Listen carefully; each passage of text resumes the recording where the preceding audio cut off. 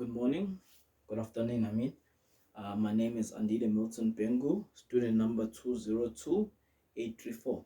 And today I'm going to speak about how history studies, helps diversity and encourages and promotes diversity in the classroom in the South African context. Now, that most, we all understand that most South African classes have a very broad and diverse line of learners. You have your Muslims, whites, coloreds, Africans, the list goes on. Now, when you look at a diverse classroom in the South African context and you look at the study of history, you need a very diverse approach to teaching history so that everyone comes out and they learn something new. Now, when you are teaching history, you look at the three core concepts. You look at the three second order concepts. Now, those three second order concepts that I selected is multiple perspectivity and cause and effect, and the last one is change and continuity.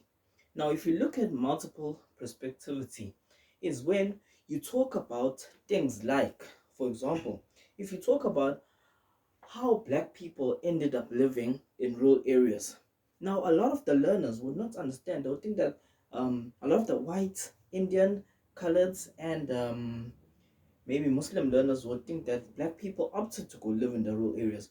Meanwhile, when you actually explain it to them, that they chose the way of life not because they chose it, but they were forced to go to the rural areas, then those learners might be able to understand why they herd cows, they go take water from rivers, why they might think that black people have bad hygiene, but might understand once you teach the history that black people had no other life but besides using those customs which they feel as if are bad hygiene.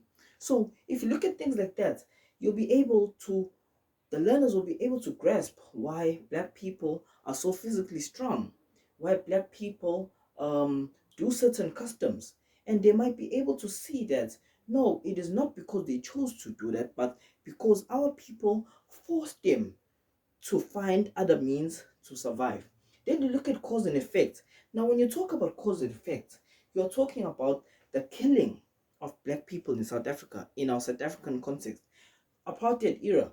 When you look at the people of color, the way that they were suppressed and abused and unfairly treated, and you would understand why some of them resent white people.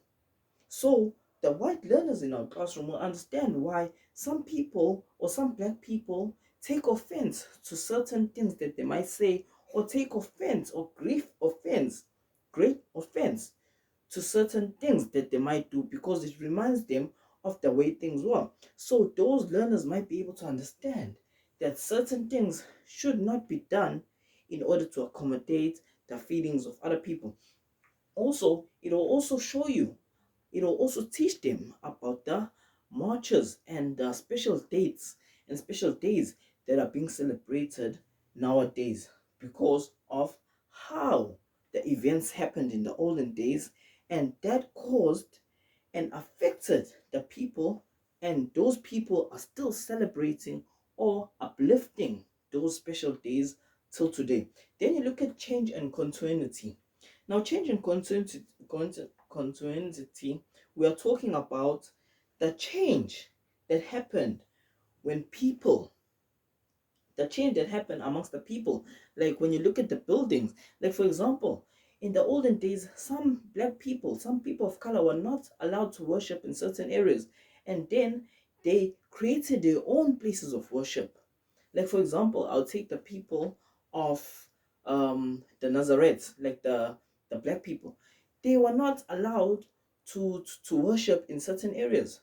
They couldn't worship, so they just went to the mountains, and that further continued in history until today. They're still using the same way. And also, when you look at the history of South Africa, the things that didn't change which is the African people ruling and how the names of some African places since the early 1990s, those places were named and they still are named with those African people because of the struggle and how they fought. Like if you look at also Table Mountain, when you look at change and continuity, it talks about the change that happened because of certain events and also the change that happens as the years goes. And it also speaks about certain things that do not change in the years that go on. Like if you look at Table Mountain, for example, Table Mountain has not changed for a number of years and it's still the way things are. And if you look at the way people praise their own gods, that has not changed also in the years. Thank you.